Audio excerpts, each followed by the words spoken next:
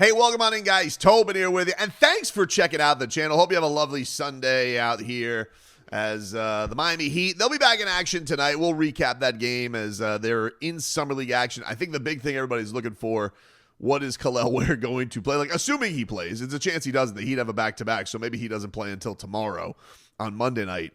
But it was funny. On my Saturday, I'm like, what are we going to talk about today? We got a couple fun topics we're going to talk about.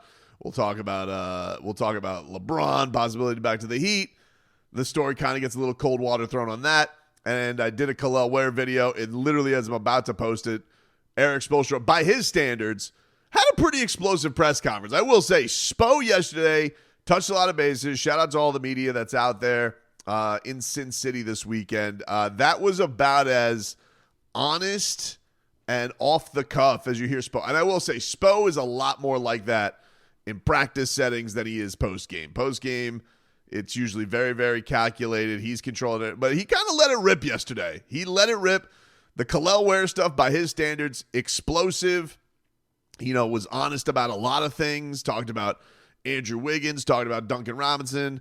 Talked about Kevin Love. Talked about the Norman Powell trade. So I want to touch on a bevy of topics that he got into. Nikola Jovic had some very interesting things on Jovic, dude. Jaime Jaquez. So Spo was letting it rip yesterday. He was absolutely letting it rip from the jump on that LeBron topic. Kind of got a little cold water thrown on it, and it was the Miami Herald yesterday reporting that after Erik Spoelstra's press conference, and I was in the middle of watching Superman as this was all going on. I was like, bloop, bloop. I was getting notifications left and right.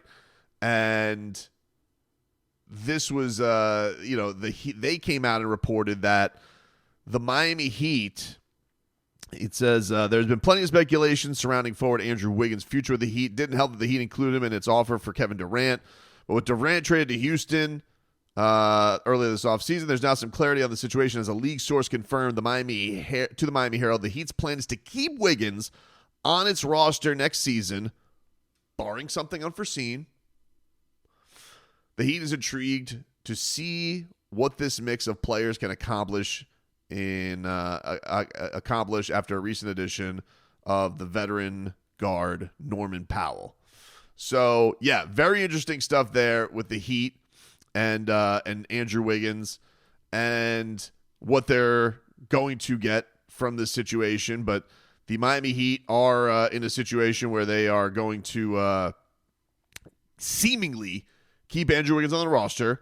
There's been a lot of fodder surrounding him, and there's been a lot of speculation with the Lakers. Will the Lakers? We talked yesterday in my fun little LeBron scenario, which also got a little bit of an update, because it's one of those things where on the LA Lakers Summer League broadcast, Dave McMenamin said that 4 teams reached out to Rich Paul about the possibility of trading for LeBron James, but he hasn't requested a trade. There's no buyout.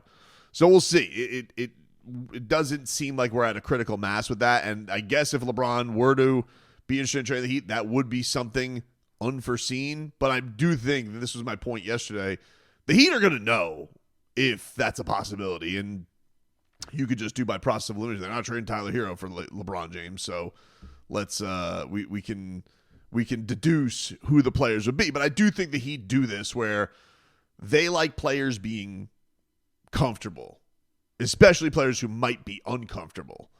And they know that it was hard for Andrew Wiggins. And Erik Spoelstra was making this point on Wiggins yesterday. Excuse me. That he has gotten to South Florida. He's brought his family. It says Wiggins had some really good moments with us. Before he got hurt, he was exactly what we needed and wanted out of that position. I think he has a real opportunity to have some growth with him as he gets comfortable. He's already down in Miami right now, and he will be bringing his family in. He's going to be here most of August and September, and I think he will get more acclimated, and I think that's really important for him. Certainly, the one thing with Andrew, it did not feel like he was comfortable here last year, and obviously was dropped in a bit of an awkward situation. Just had a kid at the time, so Wiggins having his family there, big family guy, hopefully would make him more comfortable. And then Barry Jackson also pointed out that said Per source, nothing presented to the Heat, and Wiggins has been enticed, and the plan is to keep him, barring something unforeseen. Quote, we got Wiggins to get Wiggins, not to trade him. He's a good player, and he's been a big part of winning teams. He is a good player. He has been part of a championship team.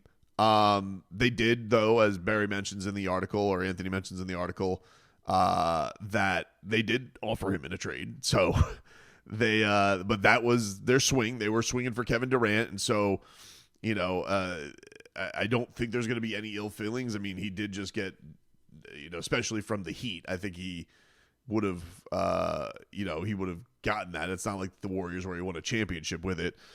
So we'll see what this ends up being with bringing in and keeping Andrew Wiggins around.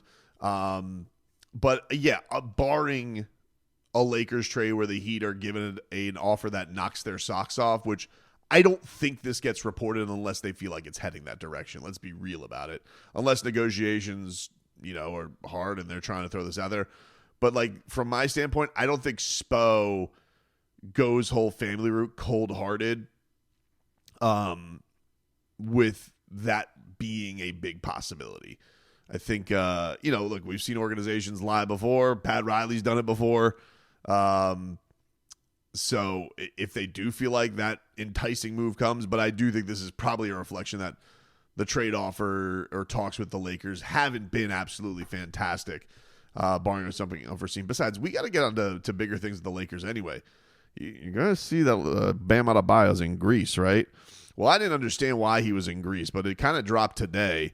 There was a basketball player from the Philippines who I guess is a Jordan brand guy, and Michael Jordan had all of his athletes out to Athens for a party.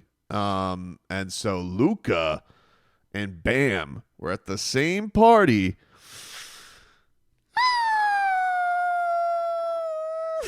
I know I do this all the time with Bam and connections. Wink.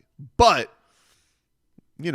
very charming at a party. And maybe he's like, he goes, Miami, we all know Luka loves Miami. So maybe the Heat captain can once again try and work his magic. And maybe Luka doesn't sign that extension. And, this is all a ruse on where the Lakers are at. And maybe he's like, this LeBron's getting kind of a baby, Bam. And he goes, oh, is he? You should probably get away from him. And he goes, I should? He goes, yeah, you should, dude. You do you, Luka. You got traded in the middle of in the middle of the night, dude. Like, that's crazy. So we'll see what was said over some shrimp cocktail and great sneakers. But I did find that interesting. I was like, oh, that's why he's in Greece. And a lot of guys are in Greece. I thought maybe he was there to see Giannis, but skinny Luka, and he does look skinny, is out there as well. I think Gogi was out there too in Greece. I don't know if he's a Jordan athlete or he's just vacationing, but maybe a little Heat trio there. A couple Slovenians bringing in Bam as an honorary Slovenian. He said that one time, he was mad at Gogi for not giving him the dragon hat, and Jimmy Butler got the hat, and he goes, "You're not Slovenian," and he goes, "Adebayo. I could be Slovenian." He did finally get his Goran Dragic hat. We did follow up on that case. But either way, the Andrew Wiggins thing, I don't think Spo gets so sentimental about it with the family stuff. I don't think he says that if they truly are in a position where they're going to trade Andrew Wiggins. And I do agree. And I talked about this with the boys at 5 Reasons on 5 of the Floor with Brady and Ethan the other day, where it's like, it makes more sense to have him when you add more scoring punch where he can fill in the margins. I know I was very tough on Andrew Wiggins, but it was also just a bad season, and it felt very much like he didn't like it here. I think he was put in an uncomfortable circumstance. He's wearing Jimmy Butler's number.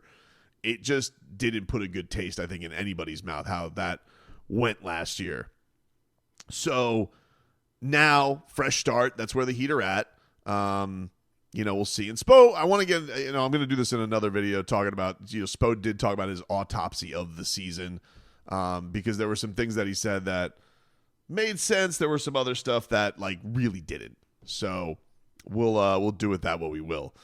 And I'm also going to do one on, he had some interesting stuff on Nico and some stuff on Jaime. So we'll dive into all of it. The other thing that was, speaking of feelings and guys, he talked about he was asked about Kevin Love, I think by Tim Reynolds, and then he kind of like said, yeah, it's a business. And it was interesting that like he didn't seem that busted up about losing Kevin Love, which I was a little surprised about. I'm just being over, but he like immediately went off of Kevin Love to this beautiful soliloquy about Duncan Robinson and just how emotional his phone call was with Duncan Robinson, and that Duncan, his story should be a book, and he never took no for an answer. And I was like, damn, dude. Spo's out here cutting onions in this press conference. This is getting very emotional. But then like he talked about the Kevin Love thing, and he goes, yeah, it's a business. And then he talked about, our leadership was really moving towards Bam anyway. And then said like, and it can't even just be Bam, like with a captain. Like in today's NBA, everybody has to be pulling on the rope and being in a leadership position. I was like, damn, he kind of he was throwing some cold water. I saw that the road tripping guys, who obviously they love Kevin Love, those Cavs teams where he was like the best teammate. They all love him. And Kevin had to be fair, like, obviously was dealing with a heartache situation last year. But they had mentioned something to the effect of they thought that he was going to be the new Udonis Haslem. And look, Kevin Love, in my eyes, opened up a lot of appreciation for how he is as a teammate. That's a little bit of a silly thing for them to say. Like, nobody's Udonis Haslem. I don't even think Kevin Love would like to be described as the next Udonis Haslem. And I don't think that he got him to be the next Udonis Haslem. I think that eventually they brought him in, like there were still elements to his game where he could be effective. And that just feels like, kind of aged out. So, and that's okay. Like the Heat were in a window where they bet on guys like PJ Tucker and Kyle Lowry and Kevin Love, who probably only had that like one last run in them. That's basically how it's gone since the rest of their careers. But I was like, that was kind of noticeable. I was like, wow, he kind of he was not. It was a little bit interesting to see Spo in that position. I was like, oh, it was kind of I don't know what to make of it or not. But I definitely noticed it. I was like, oh, man, he gave this unbelievably beautiful answer on Duncan Robinson when he wasn't asked about Duncan Robinson. And then he ends up talking about the Wiggins dynamic of all of it. And so, long answer. Like, he did touch on a lot of topics, least of which when he was asked about Kevin Love was Kevin Love. So I just thought that to be an interesting thing. You guys could go check out the press conference. It's on the Heat's YouTube page. But interesting thing. But the Heat keeping Andrew Wiggins certainly feels like no fantasy LeBron trade is coming. It doesn't even feel like a Lakers gem of a trade is coming. But here's the thing. Like, the Heat do have to recognize like where they're at with Andrew Wiggins, who doesn't have like an awful contract by any means. It's a little bit longer of a commitment with the years that it goes into. But,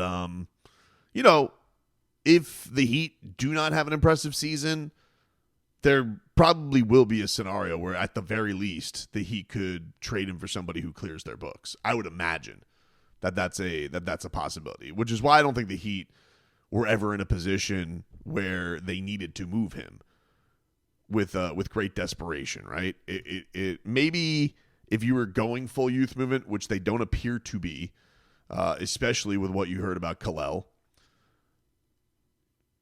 And suppose the one thing that was interesting is, Spo has made it clear he's not going to bend his principles just to do full youth movement. He's been around too long, and he does feel about, in a way, competing. He talked about, the idea of the East being wide open being a loser's mentality, which you could take a bunch of ways. But the Wiggins thing of it is the Heat, it's not a pressure situation, right? Like, they've had Andrew Wiggins here. They'll feel like they'll have a more comfortable Andrew Wiggins. They won't lean on him as much to be an offensive spark, and I think that'll put him in a better place, and maybe will make him even better defensively. Hopefully there's more health. He's typically been a very, very durable player. It just happened to be when he got here, he dealt with a lot of injuries too, which didn't help matters. So, and then let's say the Heat are put in a place where they're kind of meandering around this season. and some contender does come a call, and if that does happen, I don't think it's going to be hard to find a taker for him, because it's not like he makes $40 million, $50 million a year or anything like that. It's a very tolerable contract. It's not very long, so the Heat have to be right with that position.